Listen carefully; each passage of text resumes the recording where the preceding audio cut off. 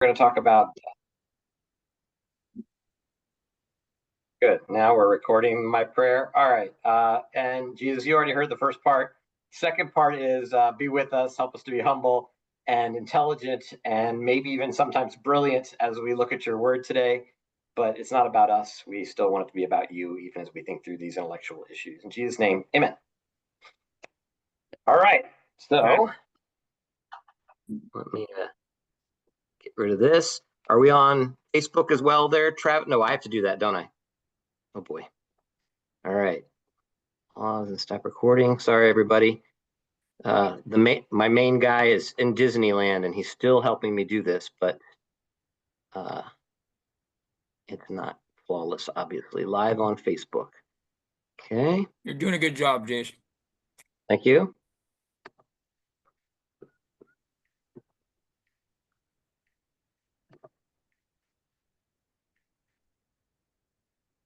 All right. I think that we are now on Facebook as well. I guess I better make sure. Nope, we're not on it yet. Okay, good thing I made sure. Go live.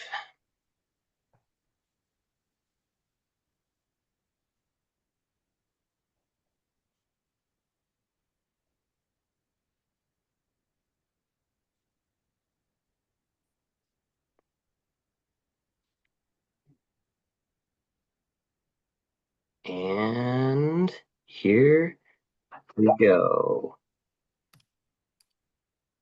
Hello, Facebook friends.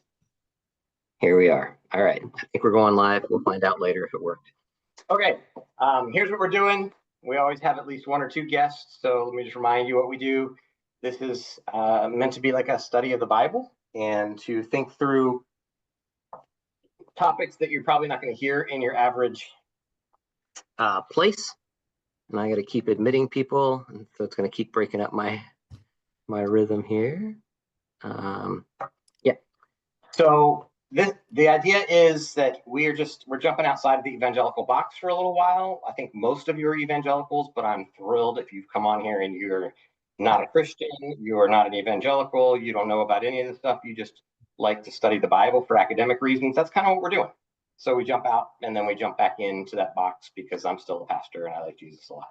So we'd love for you to participate if you want. If you want to just close off your camera so we can't see you, that's also fine. I know some of you are doing dishes and putting kids to bed and stuff like that. That's all fine. All we ask is humility and kindness to each other when we're talking through these hard things. And we're talking about chthonic deities.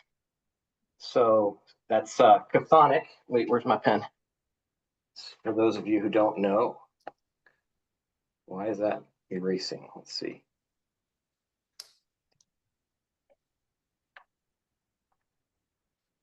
Wow.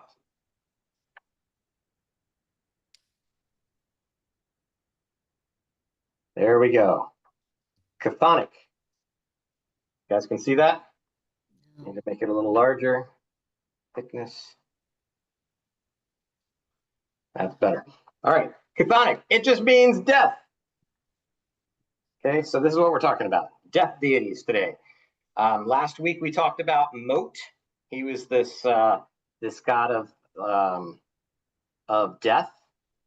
Okay, so Mot shows up. We talked a little bit about Thanatos. Why am I doing that? Thanatos. It's probably all Greek to you anyway, even when I write, because it's such a disastrous mess on there. But we're talking about Mot, we're talking about Thanatos, we're talking about all those weird things. But before we jump back into this, we talked about this ancient Near Eastern god whose name is Mavet or Mot, and how he used to use his hands and his feet, and the main thing was his mouth, right? He would swallow up empires whole. He would swallow up people. Like, that's his big thing. He swallows things. And then we saw that he's actually in the Bible too, and he shows up all over the place. Basically, death personified, right? Not with the big, cape and the sickle and all that stuff. None of that stuff going on. But he is this weird personified underworld deity. And we're going to talk about other underworld deities. We talked about one last week whose name was Sa'al, who became Sheol, right? Sheol, or the place of the grave. And in a couple of weeks, we're going to get to the Rephaim. So that is the spiritually dead. Nope, that's not right. The spirits of the dead. Okay, so the spirits of the dead are coming in, and so we're going to see all these like zombie creatures that live in the underworld and sometimes come up. So that's all coming in a couple of weeks.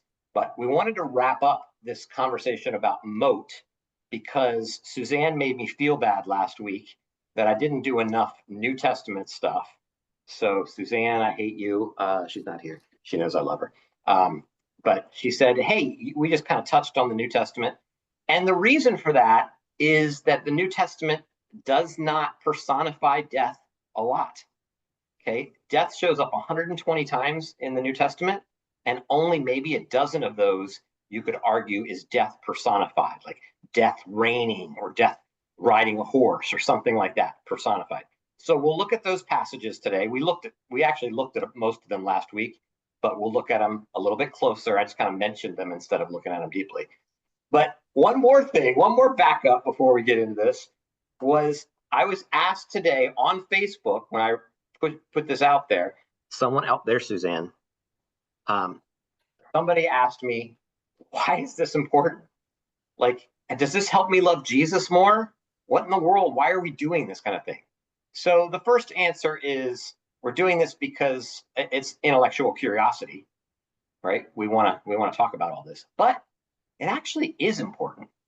Like, as I was starting to think through, especially the chthonic deities, like the death deities, we've talked about angels, we've talked about cherubim, we've talked about seraphim, we've talked about demons, we've talked a little bit about shades.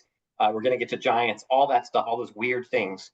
But especially when we're talking about chthonic deities or underworld deities, netherworld, Sheol, the grave, Hades, death, those things, that, like, if we're not talking about those things, if we're missing out on what's going on there, we are missing the plot of the Bible. And this is my big concern for Christians in general, is that we are always missing the plot.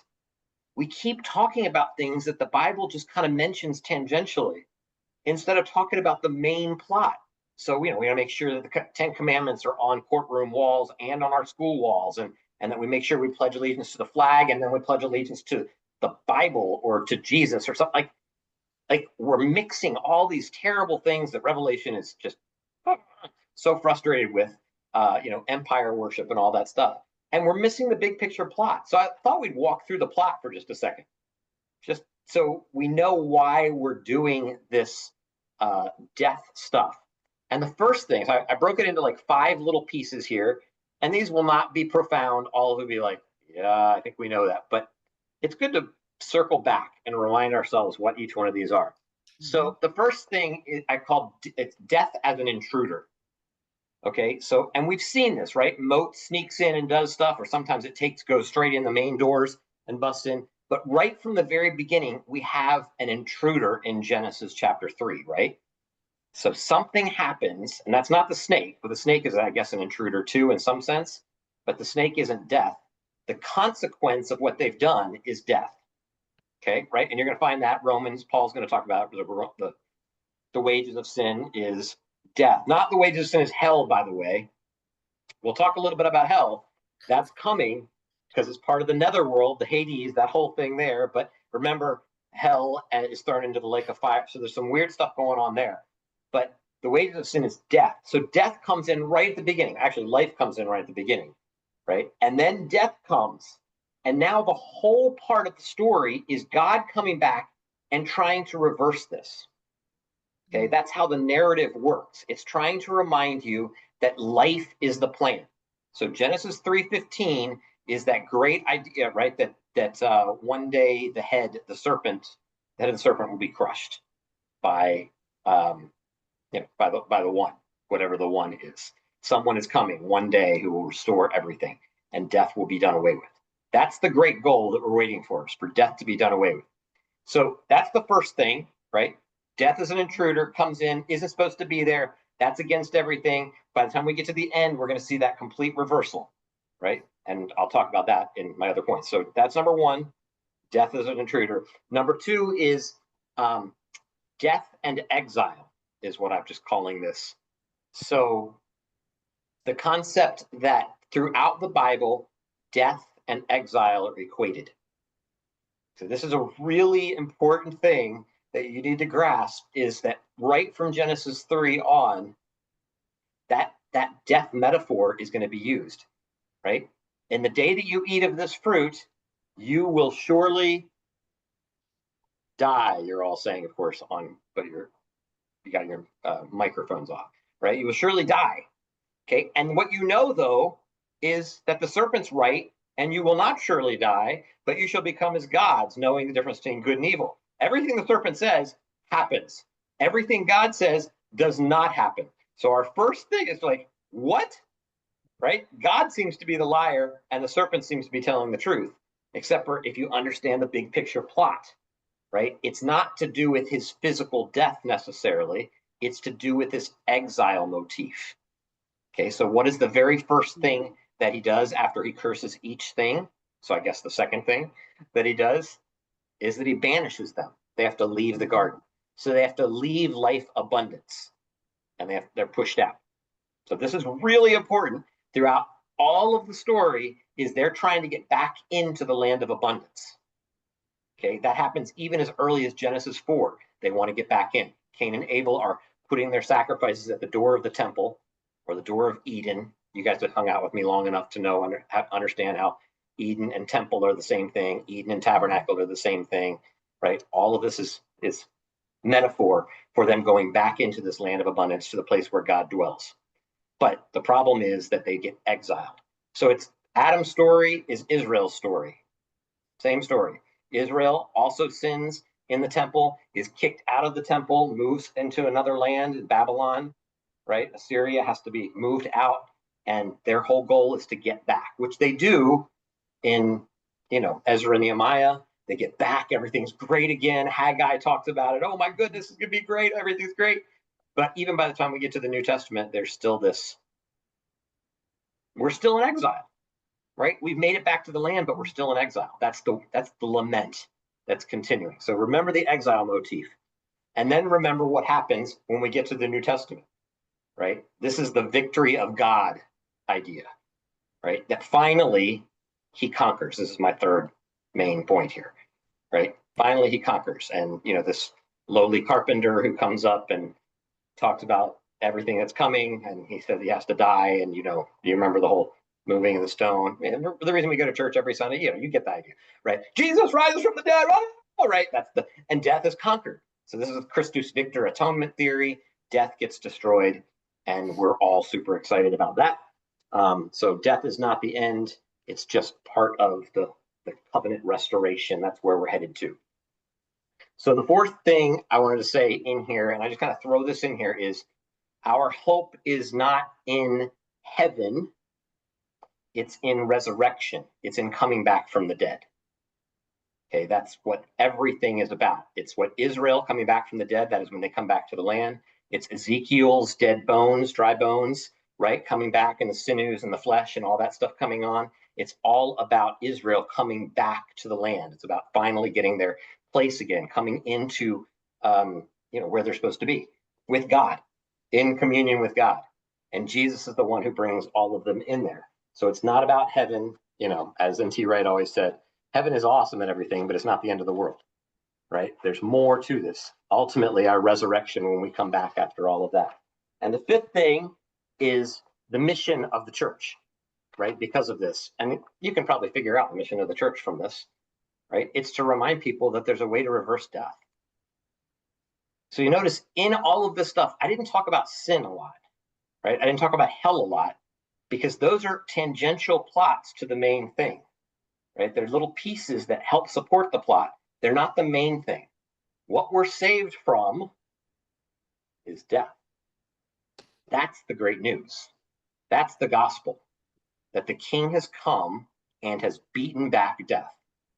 And there's so many cool stories between the Old Testament, the Hebrew Bible, and the New Testament that talk about death coming for people and then beating him back. Okay, actually, there's not so many. There's a couple main ones, but there's questions all the time. The main person who fights back death is Moses. Okay, he's your big main guy. But I think Elijah also is considered one of the people, and you can imagine why, right? Moses and Elijah are the two people standing next to Jesus because they saw death differently somehow, right? Both of their stories about dying are weird, if they died at all. Right? It says Moses died and they buried him and nobody knows where he is. There's some weird stuff going on there in the Hebrew.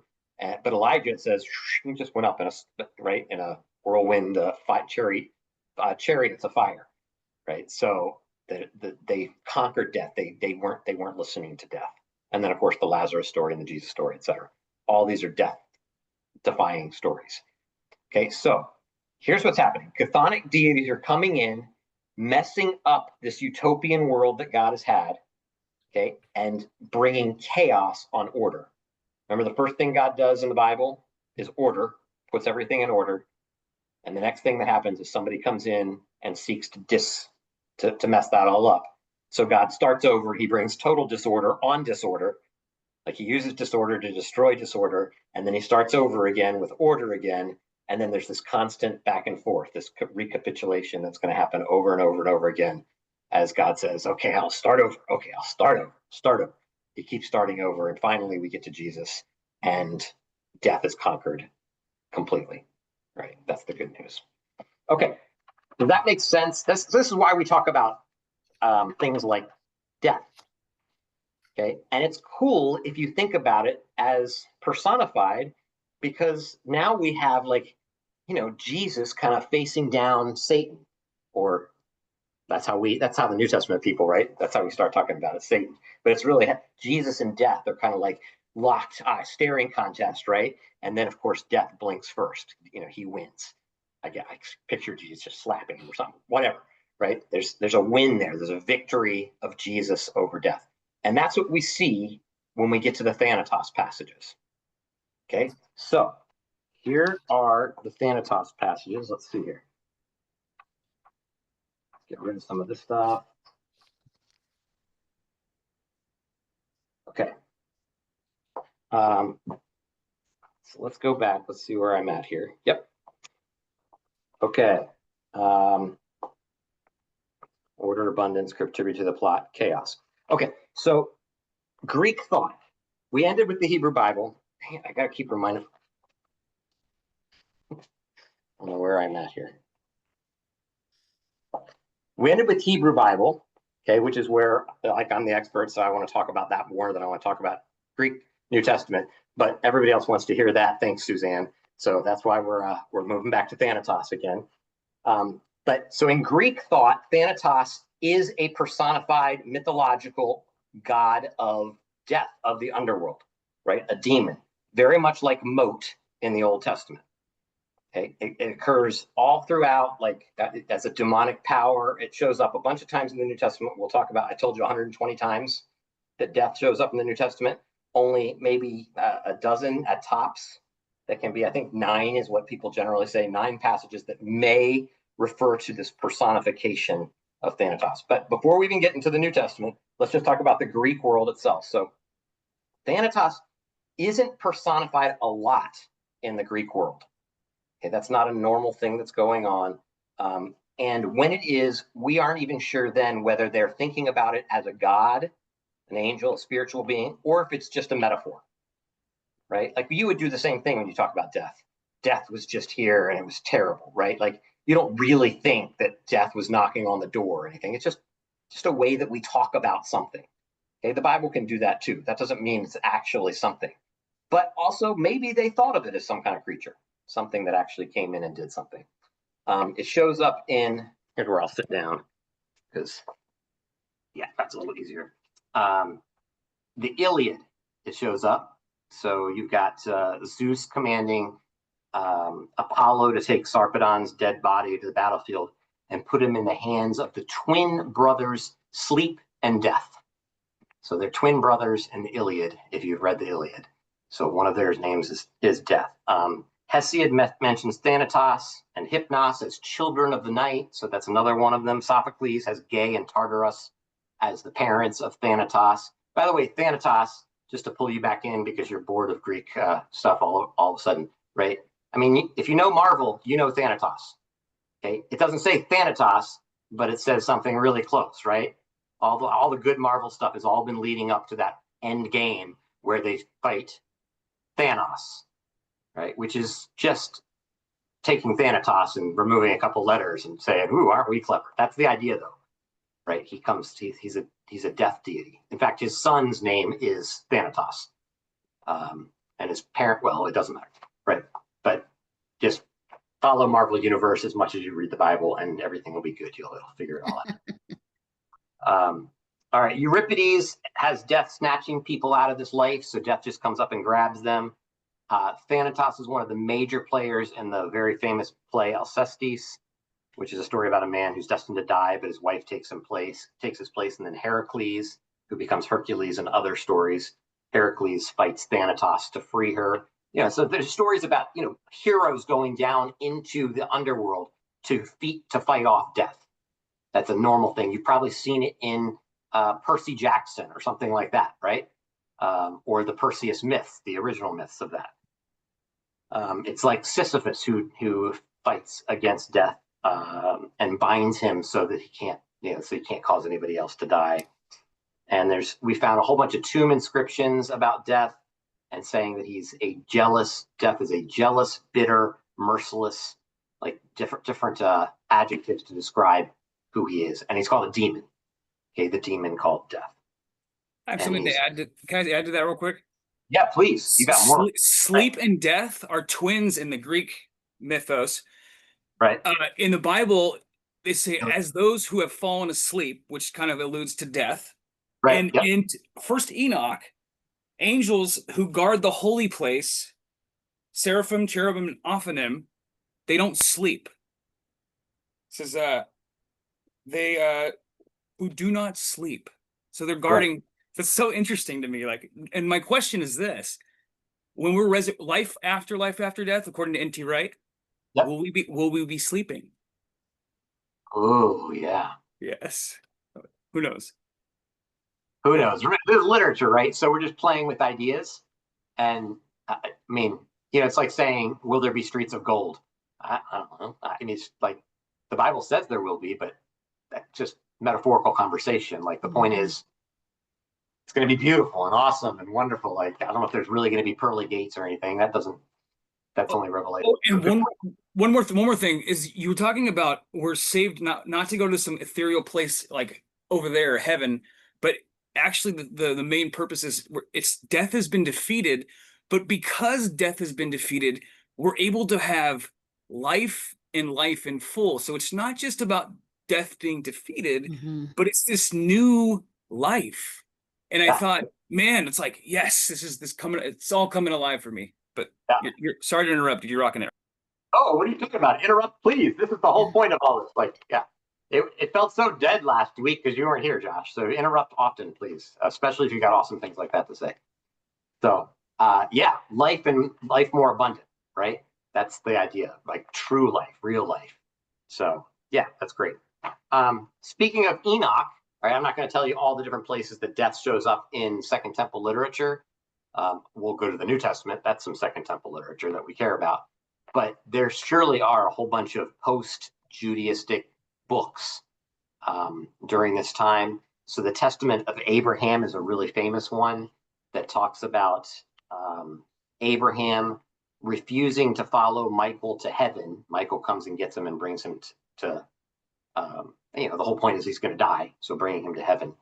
And so Michael summons death, and they call death the abominable countenance. And he has the merciless look. That's what death is. And he's called to take Abraham. And he can't. So, God tells him, Michael tells him, God and Michael end up being the same in most of the stories, by the way, because it's just the image of God. That's the concept. We can talk about image some other time, but Michael will say something like, death, when you bring him, you have to talk to him gently. You have to talk to him softly, right? And so say the death eventually does. He doesn't in the beginning. He refuses to do that because he's death, doggone it. And then they have these long conversations and negotiations, and Abraham finally surrenders to Thanatos in the stories. But there are so many good ones. If you haven't read and like Jubilees and Enoch and Pseudo Philo and things like that, where Moses or Testament of Moses, where like Thanatos or Moat, death, comes to him and he fights him back. Sometimes he fights him back with the staff of the ineffable name, right? So, with the ineffable words. So he'll just say the word. The ineffable word is the word that we can't say, right? Yahweh. So he would say Yahweh, Yahweh, and however you pronounce that in Hebrew. And that defeated him. Even though Yahweh is the one who sent death to get him, his name defeats him. And Moses becomes so strong that they have no idea how to take him. They have to convince him. They have to persuade him, negotiate with him in order for his death to come. I mean, he becomes so strong that sometimes he does go to heaven in order to die and instead takes over. He actually sits on the throne of God at some point. Talking about imaging. Moses images God in the most, which is, by the way, what happens in Exodus. Remember that Yahweh tells Moses that he will be God to them, to Aaron, and yeah. So just these cool little connections there that the new that Second Temple literature is grabbing hold of. Just in case for a few of you, this is making little points. That's why I throw those. It reminds me of the Monty Python skit where they're going to stone the guy because he says Jehovah. I don't even remember that. Yeah, they keep interrupting. He's like, "Who said that?" Dang it! Now I gotta watch that. Okay, I'll send it to you in a. Send me the clip. Yeah, that's cool. All right. So there are just a few passages. I figured we'd look at these. They're in Romans, Corinthians, and Revelation. That's it. And then we'll just jump off of this because it's Suzanne's fault that I'm on it again anyway. So I'm just going to keep throwing her under the bus here. She doesn't care. Like, oh, we get to talk about it. So it's cool. Yeah. Okay. Romans 5:14 through 17. So go ahead and take a look at that. And somebody who wants to read it, I want you to emphasize when you hear what we're talking about here. Your financial journey starts. Nice. Somebody's not only listening to me, they're listening to the financial journey. Okay. Good. Two things at one time. Sorry, just trying to get Romans. Oh, okay, I gotcha. All right, Romans 5:14 through 17. Who's got it? I've got it. Okay. Go ahead. Ready? Verse 14. Yet death reigned from Adam to Moses, even over those who did not sin in the likeness of Adam, who is a pattern of the one who was to come. But the free gift is not like the trespass, for if the many died through the one man's trespass, much more surely have the grace of God and the gift in the grace of the one man, Jesus Christ, abounded for the many. And the gift is not like the effect of the one man's sin, for the judgment following one trespass brought condemnation, but the gift following many trespasses brings justification.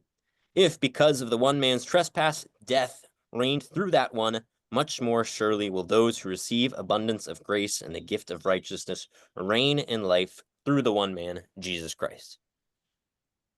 All right, so this is Romans 5, so it is packed with theology, right? There's a lot here. Even if Just you're going to reading, say, there's a lot of theology in there, Jason. yeah. And we're not going to deal with all that theology. That would be fun to talk about Adam as the first Adam and Jesus as the second Adam and all that. But here's what scholars agree on, at least, right? And the only thing we care about is the death reigning part, right? So here's where death reigns.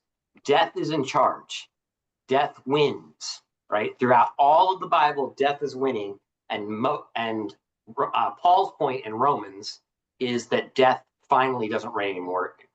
Jesus is in charge. So Jesus is the new Adam. So death reigns in Adam, but life, see that last little right there? And the gift of righteousness reign in life through the one man, Jesus Christ. So you see it in verse 14, nevertheless, death reigned. And you see it in verse 17, for if by the trespass of one man, death reigned. That's the whole idea, right? It's just that death reigns.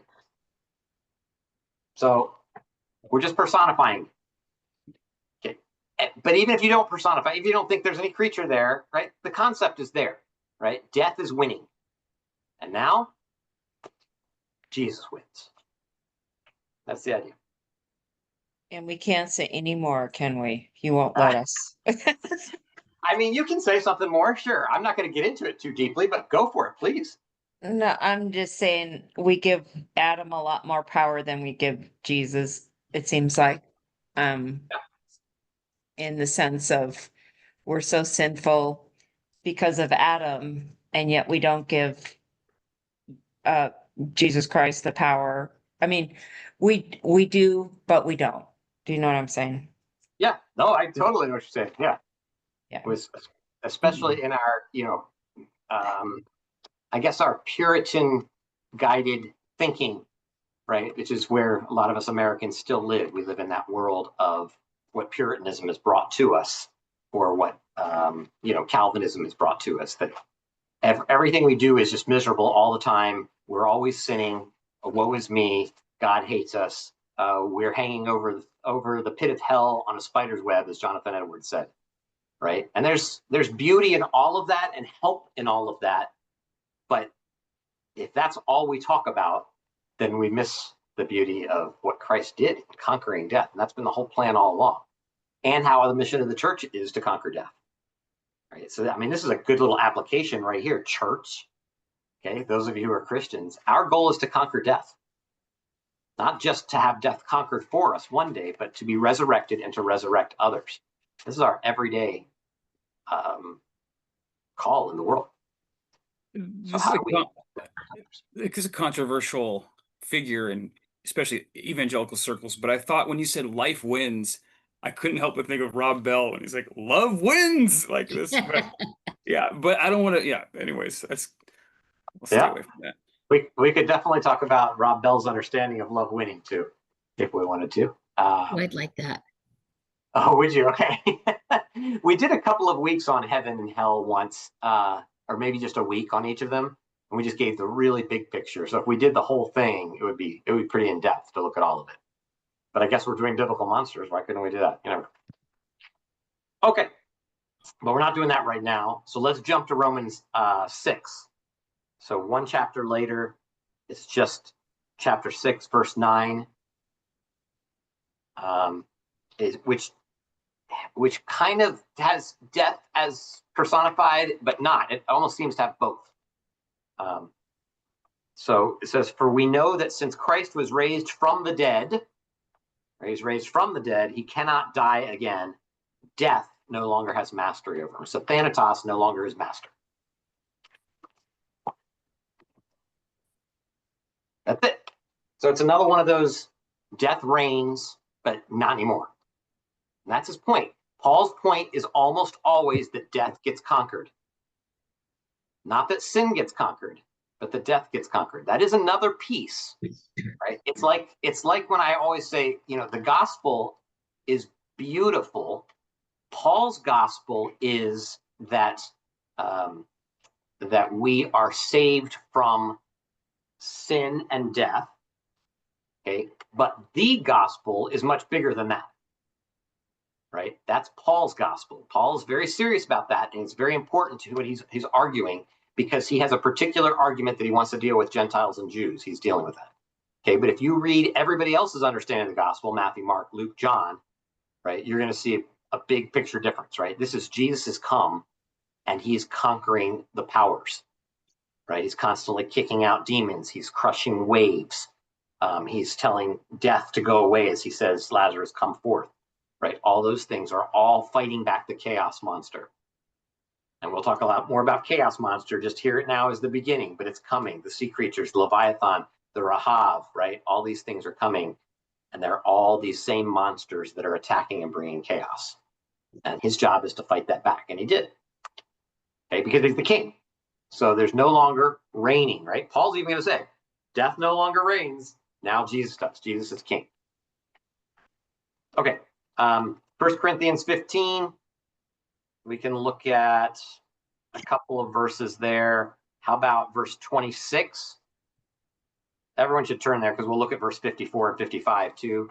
And I mentioned these last week, but I'm just doing them a little bit slower this time.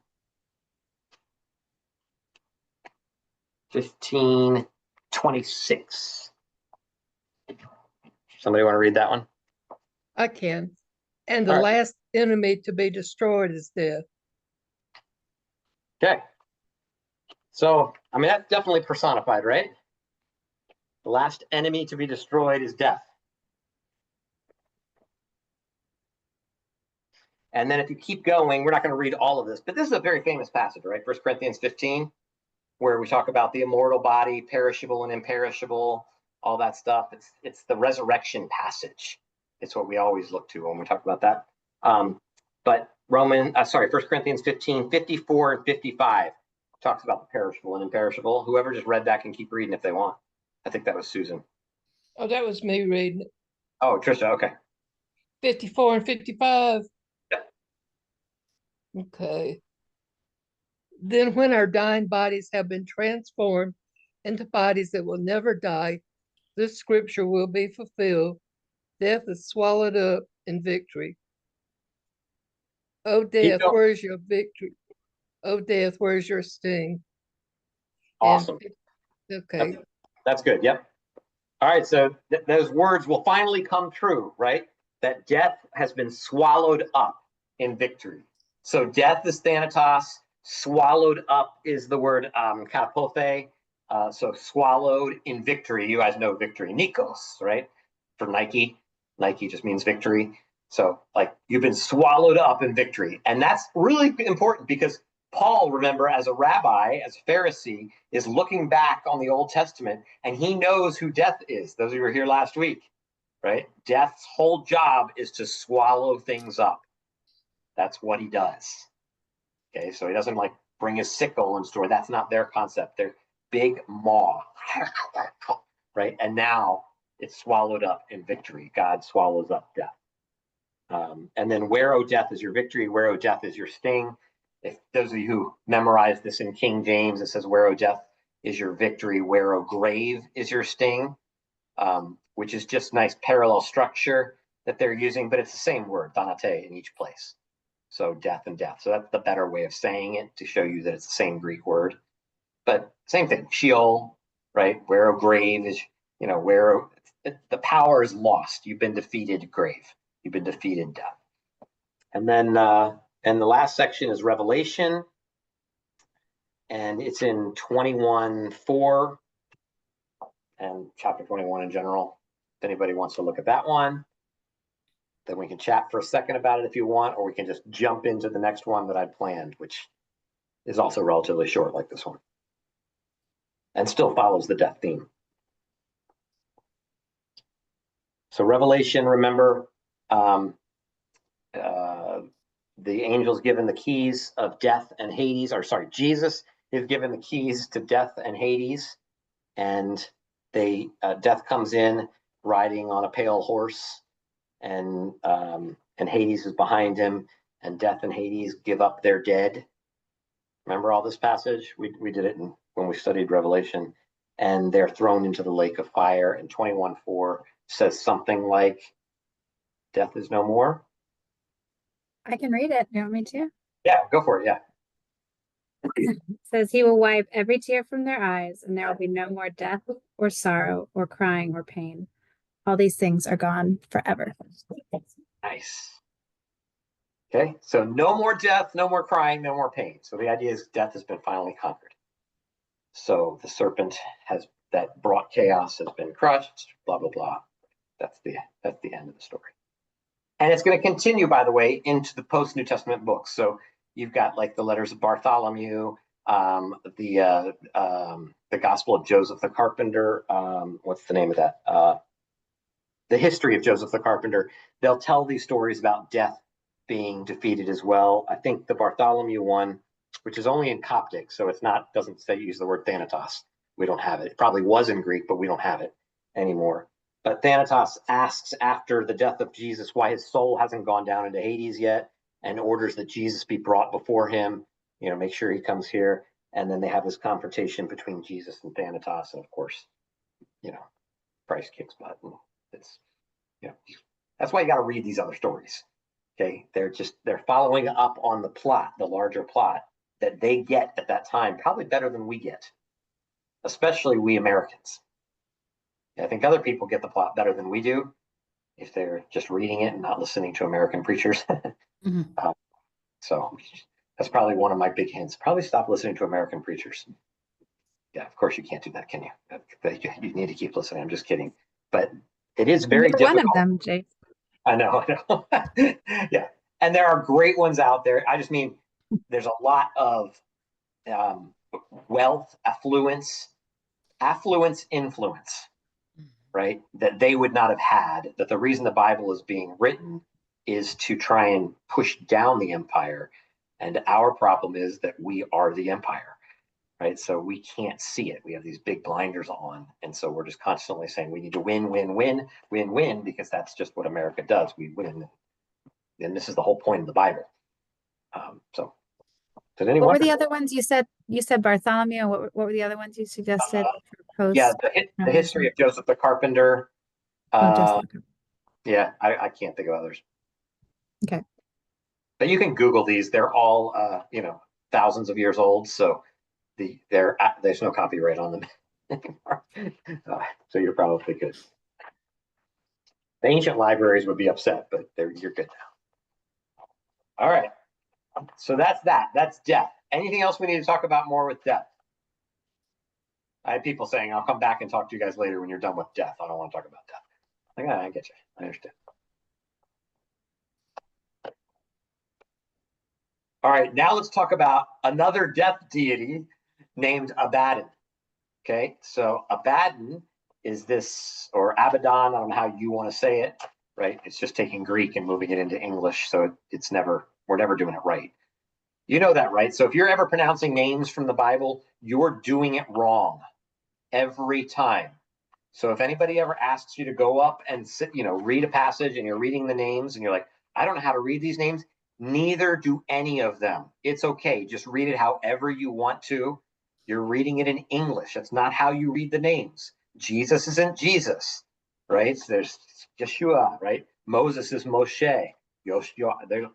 All these names. Ibrahim is not Abraham, right? Okay, so anyway, so you're okay. Abaddon, Abaddon. I guess I don't need to write it down, which is just another place of the underworld. It's the place of destruction or ruin. And so that's the main thing. If you're going to translate Abaddon, you're probably going to translate it as destruction. Okay, but it's a netherworld thing. Something that brings destruction, or the place where you've been destroyed or ruined, where your body is now being destroyed. And it's often just in reference to a place, the place of destruction. So I wrote like Psalm 88:11. Will your loving kindness, which is the word chesed, will your loving kindness be declared in the grave, okay, in Sheol, or your faithfulness in the place of destruction? So it's parallel structure with Sheol. It's the place of the dead.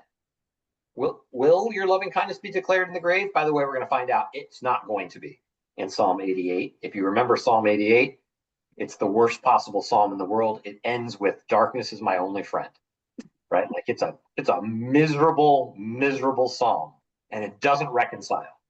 And it's beautiful, I think, because it doesn't reconcile. And we'll talk about it more because Psalm 88 has a whole bunch of other mythical creatures, bizarre monsters that are in there that you might not see.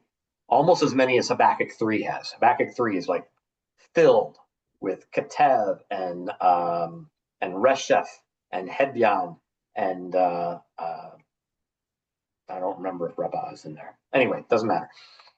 We're going to get to that stuff later. But this, declared in the grave your faithfulness in the place of destruction. Job 31 says, for that would be a fire consuming down to Abaddon, and it would burn to the root all my harvest. Okay, so these are places you go down to them. You go down because you die. You go down to Abaddon. It'd be like you saying, I went down into the grave, ashes to ashes, dust to dust. You've been destroyed. Your body's destroyed. But there are some passages that seem to personify Abaddon. Okay, and they're cool, I think.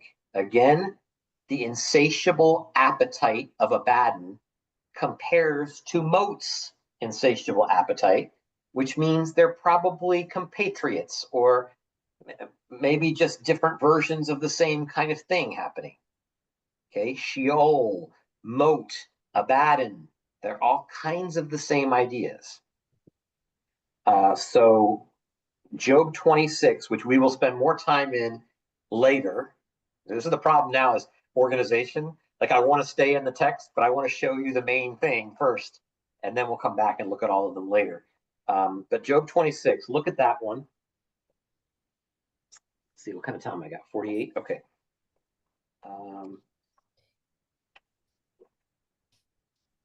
Yeah, let's stay there for a second. Let's say in Job 26, and I'll read a passage from a book in just a second. Story time in a moment coming. 26, 5 and 6. Who's got that in a cool version? Which really means that I don't care.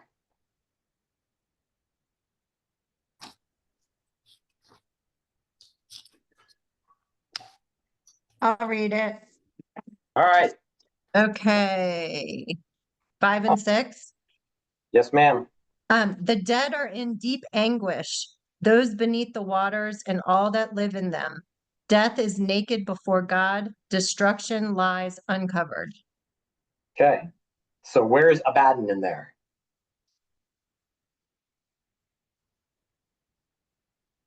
Deep Everybody's underwater. Yeah, okay. The waters, yep, deep and anguish. The It's word un- Abaddon shows up at the very end. Yeah, It death says- is naked before God, destruction lies uncovered. Right, destruction. It's that word destruction that is Abaddon, that very last word there. So if you were to read another translation, I have, I wrote a couple of them down. The shades below tremble. I like that because it has the word shades in there instead of the dead. Okay, it's the Rephaim, which we'll talk about, but the shades below tremble. And you said those beneath the waters. I would say the waters and their inhabitants are all that live in them. Sheol is naked, or the realm of the dead is naked before God. It's the word grave there.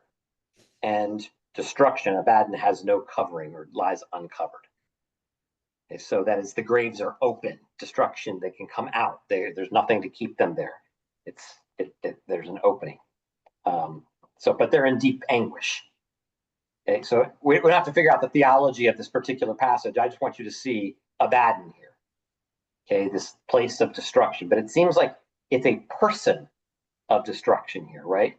Sheol is naked before God is a way of saying, this person, Sheol, doesn't have any clothes on.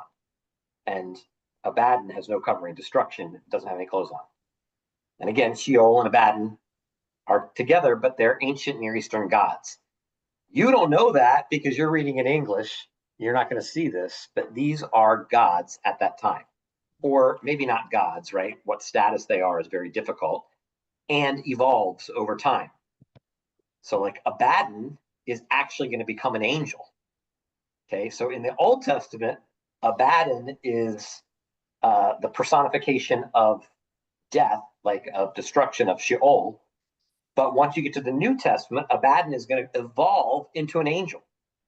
Usually we think of angels as being a particular class of beings that have been kicked out of heaven to become demons, or that God has created them as angels. But Abaddon is different in the Old Testament. It's going to become something new in the New Testament. We're going to talk about that in just a second. We're going to get there because Abaddon doesn't show up a lot. But look also, you're still in Job. Look at verses 12 and 13. Somebody want to keep going there, Jen, or somebody else? Whoever finds it first is fine. I will. By his power, he churned up the sea. By his wisdom, he cut Rahab to pieces. By his breath, the skies became fair. His hand pierced the gliding serpent. Whew. This is some good stuff. So when we get to the dragons motif, which is coming soon, we'll come back to this passage. But by his power, he churned up the sea. Okay. Some would say he stilled the sea, or he has control over the sea is the point of it, right? Whether he churns it by wrestling the monster and keeping it, or he stills it, silences it, you're going to have to make your own determination. But the point will be the same. And by the way, when we get into the New Testament, God does some churning up of the sea too, right? Or some stilling it. Peace be still, he says, which is such a cool passage if you know the ancient Near Eastern dragon myths. if you understand how Leviathan works and how these different seven-headed monsters work. In fact, so the parallel there, by his power, he stilled the sea. By his understanding, he struck down what she said, Rahab, right? Because we think of Joshua and Rahab, but that's not that Rahab. Okay, this is, so I always say it a little differently just to make that clear. And it can be a soft B, a V sound, Rahav. So Rahav is just another one of those dragon creatures in the ancient Near East. And this time, Rahav, in fact, I think everywhere that Rahav shows up in the Bible, it's referencing Egypt. So Egypt is the great dragon, the Rahav.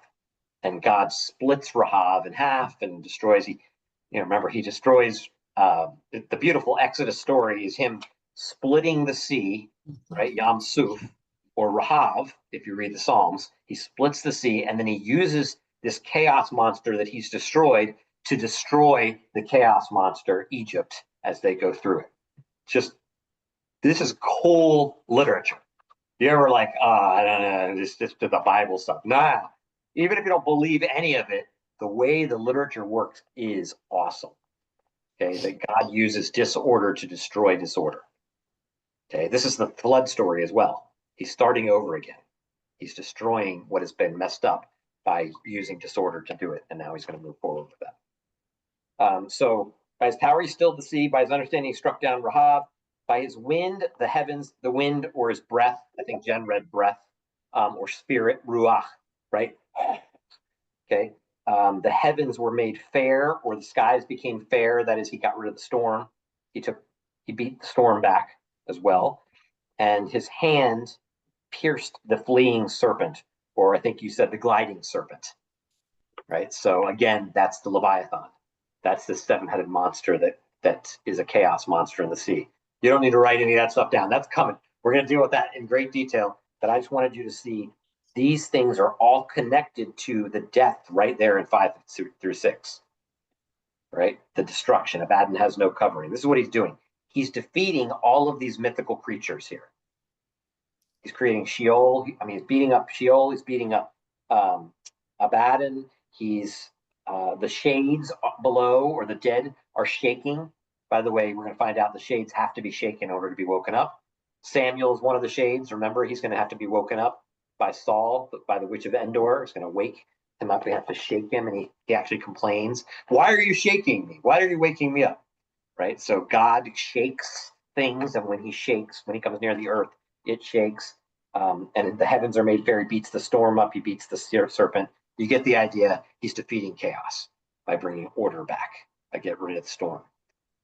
So if you like those praise songs at church about you help me in this storm, got me in this storm, da da da da. I don't know how that song goes, but there's lots of those, right? Oceans, right? When oceans come, all the storm kind of language, it's all coming from this kind of passage. All right, Job 28. Yeah, let's look at Job 28. Look at 12 through 14, and then we'll look at verse 20, verse 22 as well, just for a second. And then Revelation. And then we'll see if I've got time for story time. Maybe not. 28. Job 28, 12 through 14. Who's got it? I can go again. Verse 12. But where shall wisdom be found, and where is the place of understanding? Mortals do not know the way to it, and it is not found in the land of the living. The deep says, it is not in me, and the sea says, it is not with me. Okay, so the deep and the sea are saying there's no wisdom. By the way, the deep is Tehom here, right? So you remember Tiamat. This is a demythologized Tiamat. Tiamat is that sea creature, that monster. And the sea is Yam. Yam is also a chthonic deity that we've talked about many times. So we've got all these deities coming up here in Job, and wisdom they're looking for wisdom. They're looking for understanding. No humans can comprehend that, and it can't be found in the land of the living, right? There's no wisdom, no understanding here. And the deep, the land of the dead is saying, no, we don't, it's not here, it's not here. And when you get to verse 22, it says, destruction and death say, only a rumor of it has reached our ear. Right? That is, we don't know anything about this wisdom and instruct, like we've heard something about this, but it's just a rumor. Or Abaddon and death, destruction and moat. Abaddon and moat say, we've heard a rumor with our ears. It's just playful poetry. Like all these creatures are out there. Like, have you guys seen wisdom or anything like that? Deep's like, not me. Tehom, no. Yam, no. Not my. Abaddon, no. Moat, no. Right? And list all the mythical creatures out there that are bringing chaos. They don't know anything about the wisdom and understanding. And here's our last one. Our last connection here is in Revelation 9. Revelation 9, 10, and 11. And here's where we find out about how things have evolved from Hebrew Bible into Greek. And you're going to see both Hebrew and Greek here in the New Testament, which is cool. Anybody? Revelation 9. I'm going to go ahead and pull it up for mine too.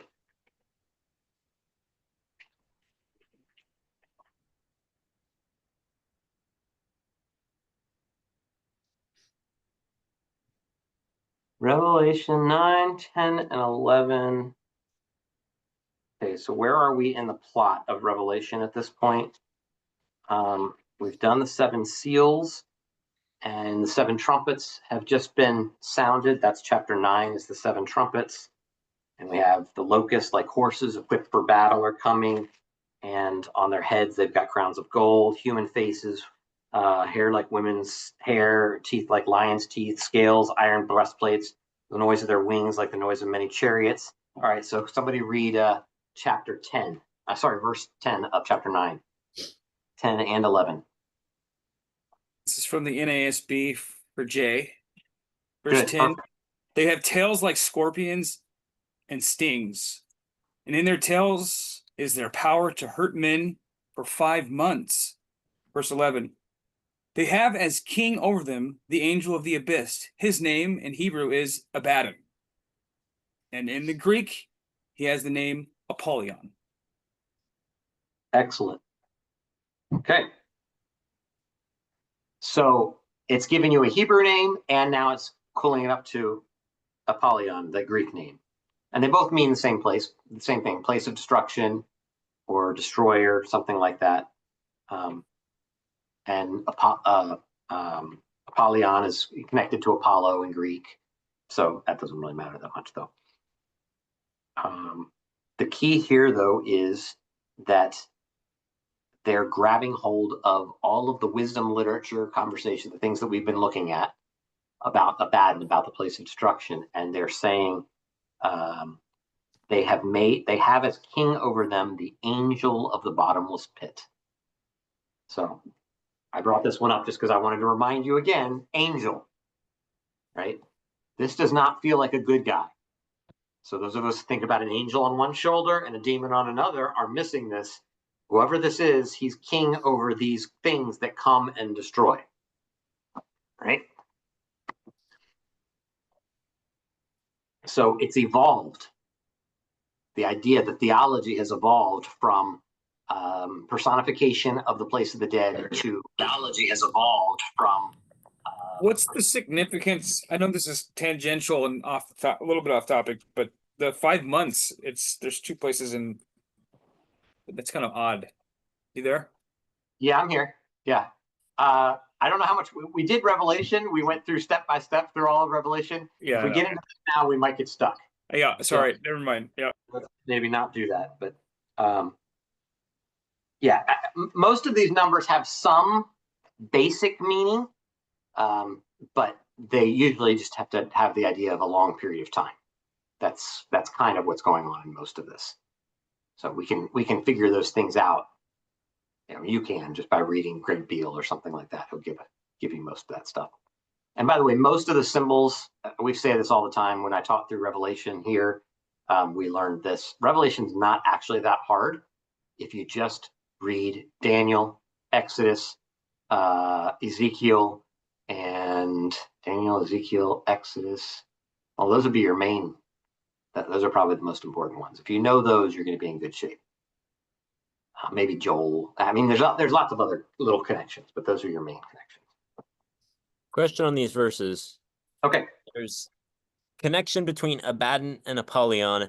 Is this going to be new information for the original audience of this book? Or it's just like, hey, you've heard of both these people. I'm going to put them together in your mind. You've made the assumption of the angelology. That's a good question. So Apollyon, yeah, so that would have been based on Apollo, right? In a Greek world, that they would have thought of this. And so, but it translates, right? God of destruction. Apollo is that. I don't know if connecting these two things, Abaddon and Apollyon are. Yeah, because we assume they're both personified as some character at some point in time, and the reader would have some idea of what each one is, and then all of a sudden it's like, oh, those two people, they are described similarly. They are the same. That would be my guess, that they're figuring out, or he's doing. I mean, this might be in the air, right? So I don't know the answer to this, but it wouldn't be hard to make the connection. Both the words mean destruction, right? So in their mind, they would see these as equated. The difference would be that he's the king of the, he's the angel of the bottomless pit. That's the thing, the destruction thing. So I don't know. That's good. I don't know. I don't know that Apollyon shows up anymore in the New Testament, so we're going to be guessing. It said Septuagint writing, would it include Apollyon in place of Abaddon? Say that again? In the Septuagint, would it include Apollyon in place of Abaddon in those previous Job and other stuff? And this author's just like, hey, in case you also know Hebrew, or if you've heard these stories in Hebrew from your hometown. Dang, I don't know the answer to that either. That would be a very quick Bible Hub thing. You could figure that out in 30 seconds. Yeah. Just look at the Greek.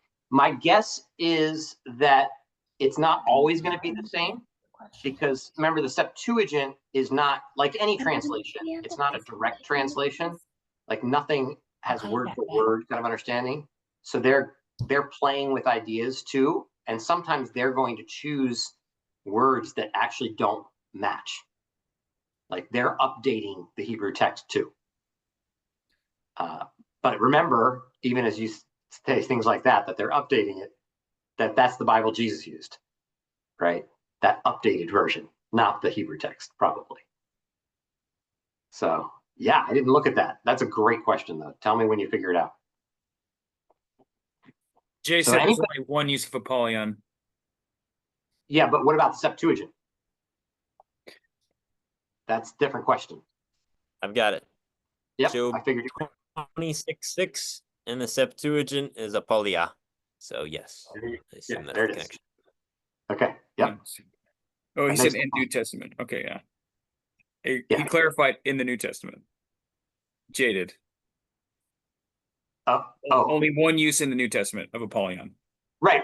Yes, got that. Okay. Yeah, and our question was to find out whether that was an easy connection for them to make. And apparently it was, because that's probably what they're reading. In numerology, like number 7 is the number of completion. I did look up 5 months is symbolic towards the limited reign of the Satan or chaos or whatever. Yep. So good. All right, but we're not going to stay there. So okay. So here, I mean, we can talk about whatever you want. I was reading this week because somebody mentioned this last week or 2 weeks ago. I can't remember. Pilgrim's Progress. I don't know how many of you have read this. I said some of you should definitely pick it up at some point. But there's this cool little story, and I can't read the whole thing because it's a chapter long. It would probably take me 10 minutes, and that would take us to the very end. But let me just read a little bit of it and then skim some ideas in case you ever decide you want to read this. So this is in chapter 9. Now, in this valley of humiliation, poor Christian was severely challenged. Those of you who have no idea what I'm talking about right now, this is an allegory of the Christian life. So Christian is the hero. He has gone through, his salvation experience. He's gone up the mountains. He's met giants. He's got, those kinds of stories. So now he is in this valley of humiliation, and he was very challenged. He'd gone only a short distance when he saw coming over the field towards him a disgusting fiend named Apollyon. Christian then began to fear and consider in his mind whether to go back or stand his ground. He considered again that he had no armor for his back, and he thought, therefore, that turning his back to him might give Apollyon a greater advantage and allow the fiend to pierce him with arrows. So he resolved to go on and stand his ground, thinking, if I only plan to save my life, it'll still be the best way to stand. So he went on, and Apollyon met him. That monster was hideous to look at. He was covered with scales like a fish. These are his pride. He had wings like a dragon and feet like a bear, and out of his belly came fire and smoke, and his mouth was as the mouth of a lion. When he came up to Christian, he looked upon him with disdain and then began to question him. So he asks him all these questions, where are you going? Where are you from?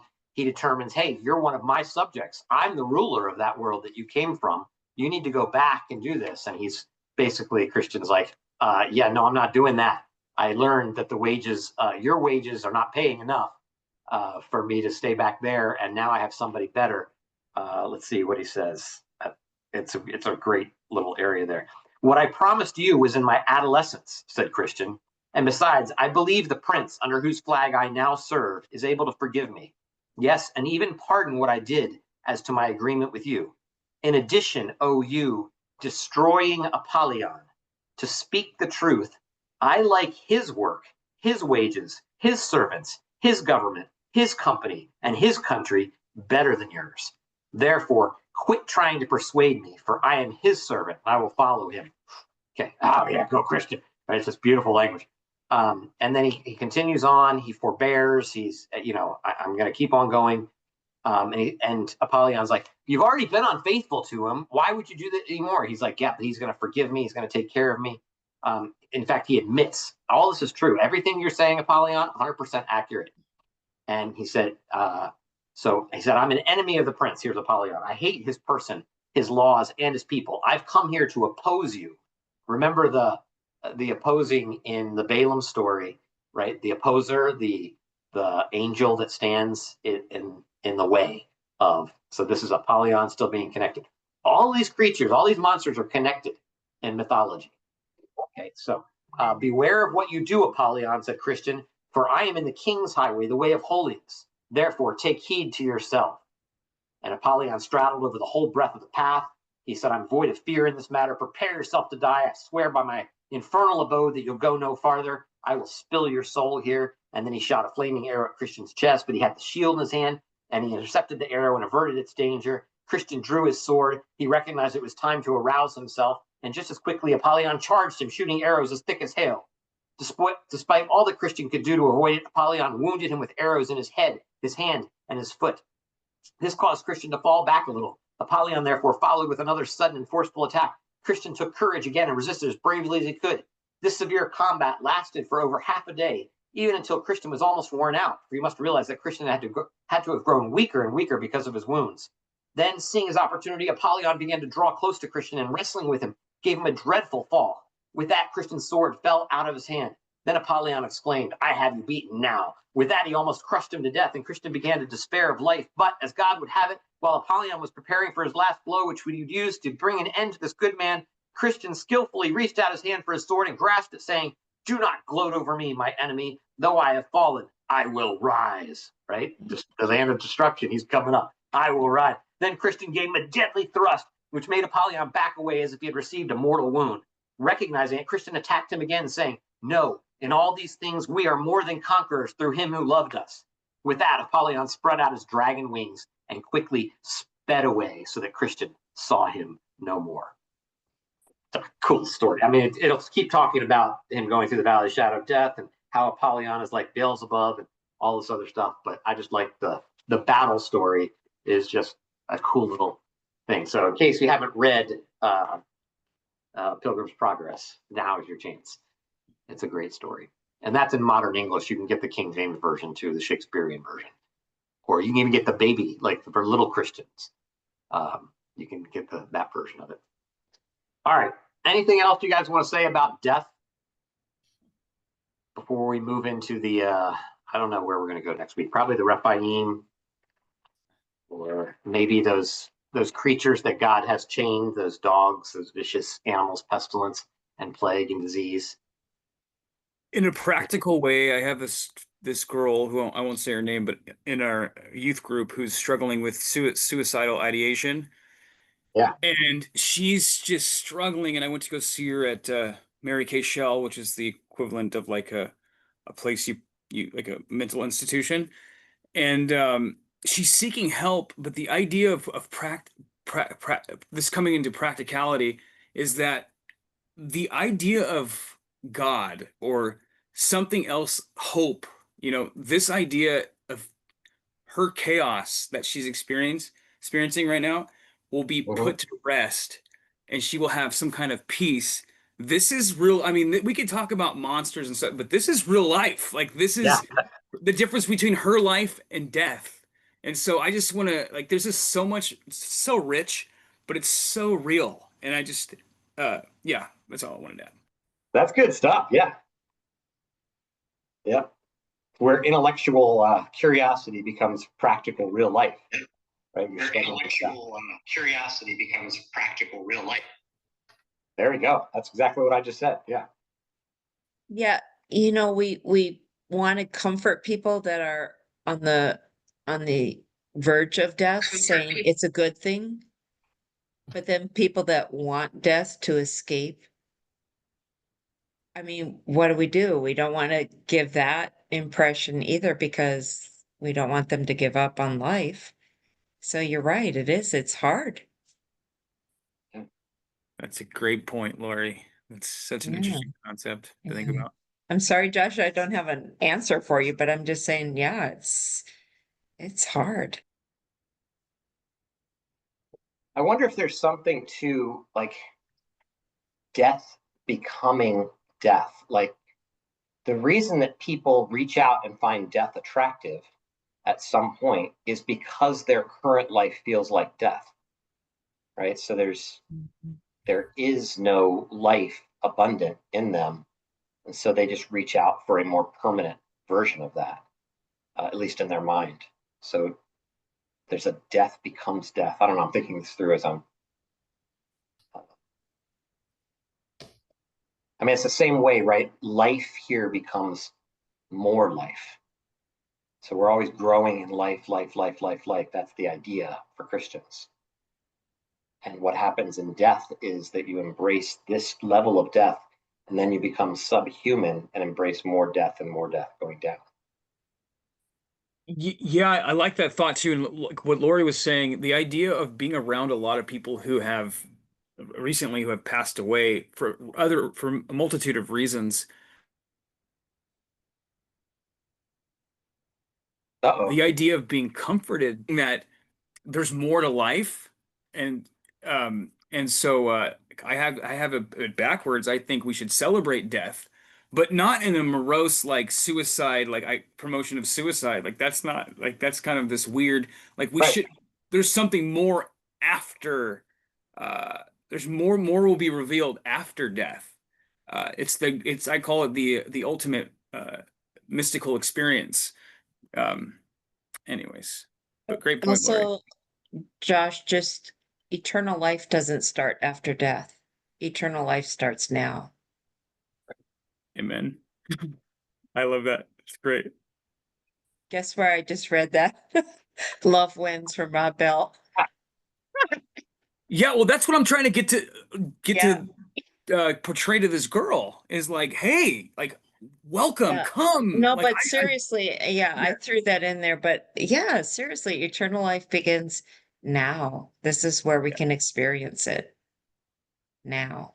Yeah, that's right. Yeah. Sleepers awake. Yes. Arise, my soul, arise. Yeah. That's shake off your guilty fears. Yeah. That's the whole idea of pulling those two worlds together, right? So that life, the world of life where God lives, becomes where we are. And that's our goal. How do we do that? How do we show them life every day? How do we show our friends who are struggling with depression and darkness and disappointment and discouragement? How do we show them that there really is life? That should be our waking every time we wake up. All right, today I get this opportunity in my job of bagging groceries, of working in a church, of being a nuclear physicist, of being a professor, of being a nurse, I don't know, whatever you are, right? You get to show life. How do you do that today? How do you beat back death? You participate in winning over the bad guy. And yes, and yeah, and beating him back. Yeah. That's the whole thing about the Great Commission, is being a part of the process Yep. and growing through it. Yep. That's the goal. All right, 9:18, 3 minutes over. Sorry, everybody. Try to be careful on my time, but appreciate you all showing up. Thanks for coming. You can talk for a couple minutes.